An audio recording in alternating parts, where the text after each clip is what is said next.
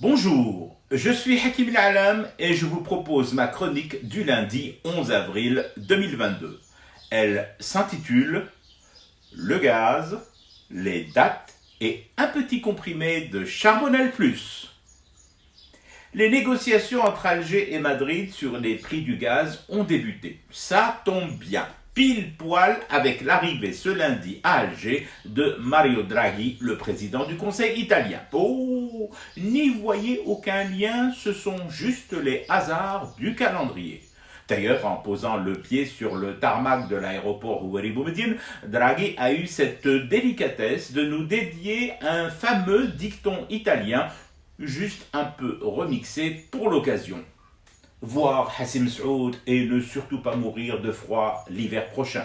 Vous voyez, aucun lien. D'ailleurs, les Espagnols l'ont bien compris qu'il n'y avait aucun lien. Bon, il aura fallu tout de même s'adapter à une nouvelle procédure de discussion et de négo voulue par la partie algérienne. Oh, là aussi, 3 fois rien.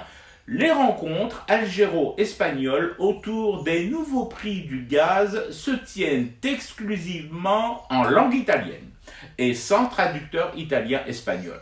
La salle se révélant trop exiguë, il était impossible d'y loger une ou un traducteur. Autre modification, et qui ne devrait pas chambouler l'excellence des relations entre nous et l'Espagne, ni faire tomber Coléa, c'est un additif au contrat de gaz. Désormais, en plus du gaz, la DZI souhaite, exige serait plus exact, que Madrid achète de la date algérienne. Côté algérien, on a expliqué aux Ibériques que c'était pour le bien des Espagnols, pour leur santé, eux qui doivent se taper de la date marocaine contrefaite, parfois même machia avec n'importe quelle saloperie.